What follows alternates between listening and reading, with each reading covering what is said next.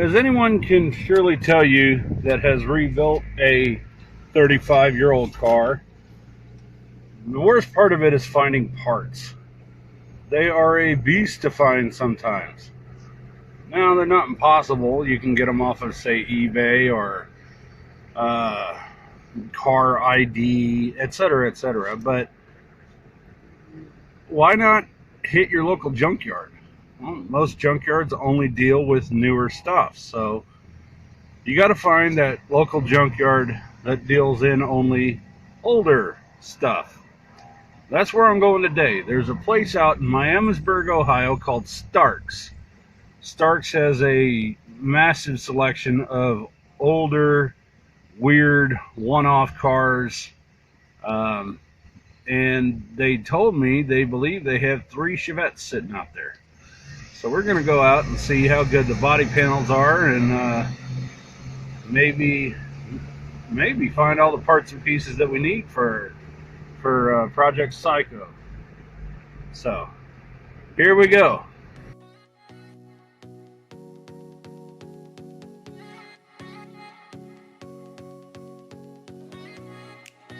I am about to share with you, beautiful people, a fantasy of mine.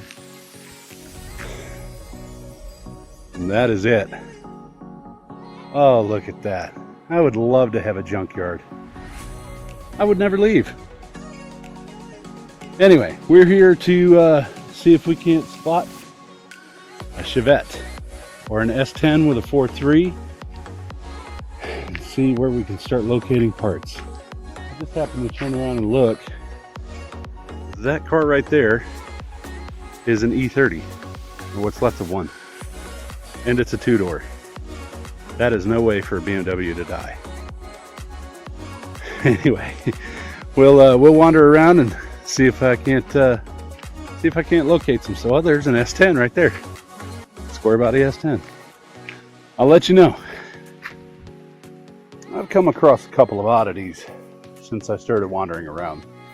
Haven't found a 4.3 Blazer or S10 or any of that stuff yet. Haven't even seen a Chevette.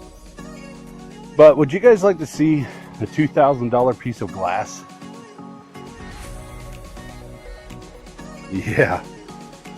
I don't remember the years for these cars, but that piece of glass is worth its weight in gold. That is insane. It's just sitting here. I love places like this, the stories behind them.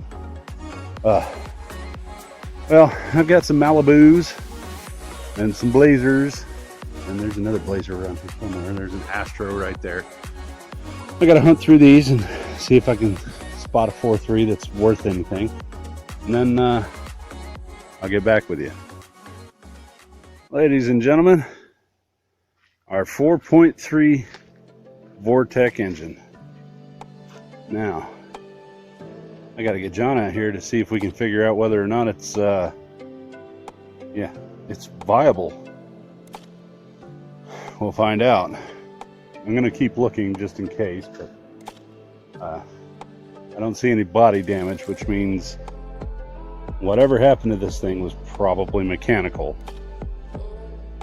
So I'll leave you to ponder that. I'm going to continue looking for Chevettes. That is a completely different $2,000 piece of glass. I didn't expect to see one, but there are 2 in here? Holy crap. I've been wandering around this yard for the better part of an hour now. I've seen 2, count them 2, Scout Terras, which are really hard to find.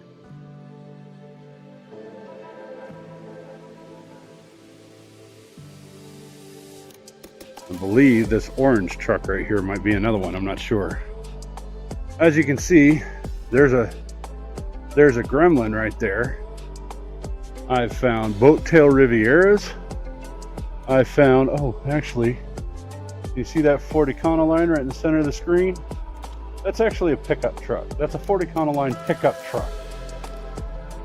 There's a Ford Econoline van back there in the woods. Got some crazy stuff over here, including cows. There are cows right there. I don't know if you can see them or not. Try to zoom in. See the cows. Anyway, I think if you can see this roof line right here, I've found my first Chevette. So we're gonna go over there and at least try to get over there and see how that one looks. I had to do this one just for Foggy. This is an AMC Pacer, right next to that Gremlin that I just showed you, but I couldn't see it over the hood line of this old Buick Oldsmobile. I don't know. Anyway, there you go, Foggy. There's your Pacer. Well, I did go look at it for about 12 seconds, but I'm a little worried about the bull over there getting finicky. I don't think I've ever had this issue where I'm being chased away by cows. Yeah, so I'll be back with you in a few minutes.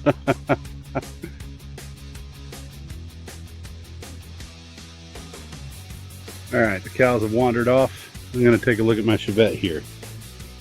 Doesn't look like she's in too awful shape. Actually, the quarters on it look like they're in better shape than the ones that are on mine. But I don't know if two-door quarters will work on my four-door. So we'll figure that one out when we get to it. Yeah, look at that. It's got the cheesy leather seats. Pleather seats. Dashboard doesn't look terrible. There's a little crack right there.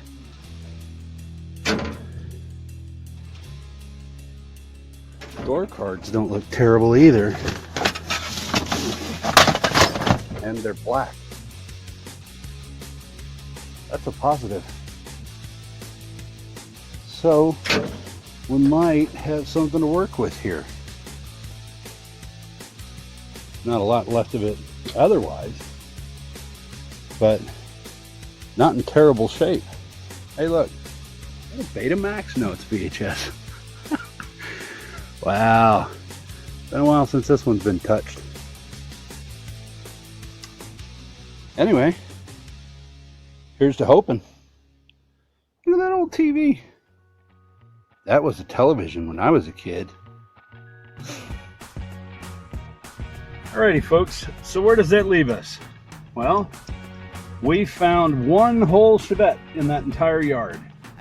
Now, that being said, it was a really fun experience for me just because I'm a car nerd and digging through the weeds is something that I enjoy anyway. So we found one Chevette and one possible motor. And we're going to come back with Johnny B so that he can inspect it, see if if the worst could have happened to it and it got a rod blasted through the engine wall or anything. But that was pretty fun. Let's see if we can find another one. Hello, class. Welcome to Power Management for Dummies. Now, the reason I'm explaining this right now is so that everybody understands why I'm going out to hunt parts for a car that isn't going to be complete for a year. Okay, so consider that, and please don't mind the crudeness of the drawing. We have a 1986 Chevrolet Chevette CS. Now, in this Chevette CS, there's a 1.6 liter inline 4-cylinder. Alright, produces a whopping 60 horsepower. It's actually probably closer to 47 horsepower by now. Alright, now that little 4-cylinder is hooked up to a TH180 transmission. And if I remember correctly, that was an Isuzu design. I'm not sure. It's not a bad transmission, but, well, I'll explain why we might have to replace it later. That transmission hooks up to the back wheels via this differential. Alright. Now, the way that John explained it to me, and forgive me if I'm wrong on the numbers, it's got a 2.5 rear end, and we're talking about putting in 343 gears. All right. Why are we doing that? Well, we're putting in a much bigger motor. Matter of fact, we're putting in a 4.3 liter that's turbocharged, and when we're done with it, it's going to have between 250 and 300 horsepower.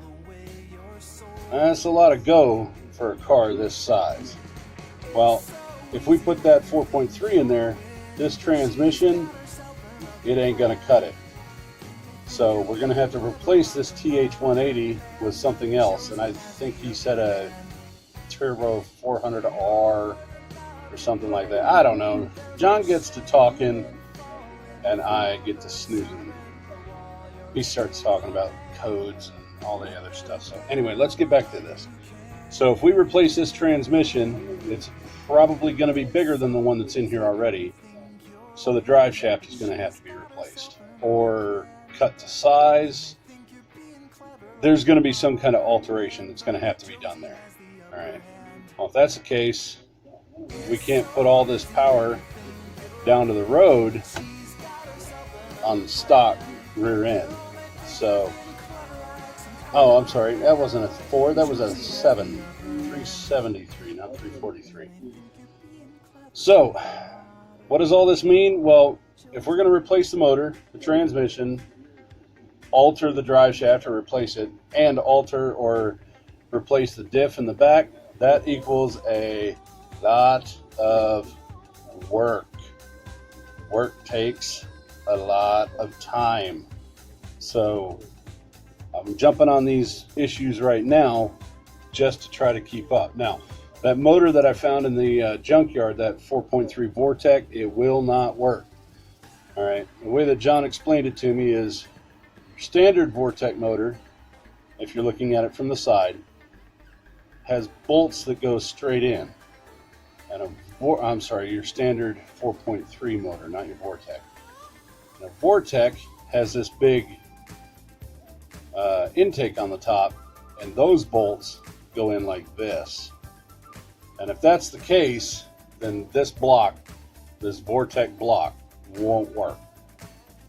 So, class dismissed. Let's get to working on those floor pans, huh?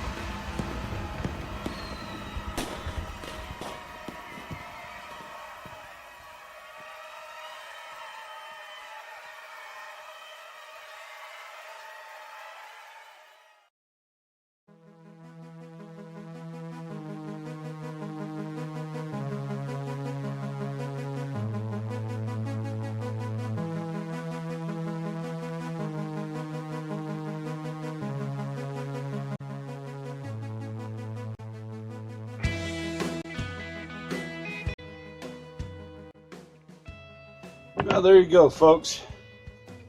A little bit of help from the Munchkin, who smacked her poor head twice on the door seam, but she held it. She didn't cry. You could see the tears welling up, but she didn't cry. She's standing over there trying not to smile at me right now. Anyway, so there's what's left of it. It's not pretty, but cut it all out at once, put a whole new floorboard in all at once, Makes things a whole lot easier. That's where we're at. Now we're going to start cutting them out. But we'll save that one for tomorrow. Y'all take care of each other. Be safe, and we'll see you on the next one.